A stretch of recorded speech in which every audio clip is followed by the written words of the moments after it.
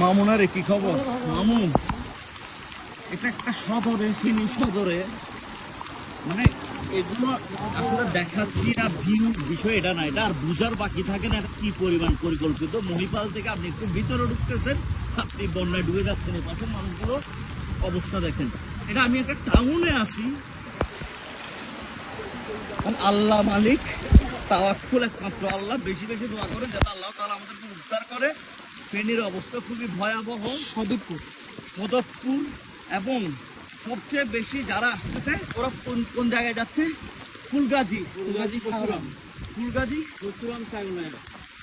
পরশুরাম ছাগলনাইয়া। কিন্তু আশেপাশে আমরা যে হাইওয়ে দিয়ে আসতেছি, আশেপাশের হাইওয়ে ডোবা, বৃষ্টিপাত বাড়তেছে।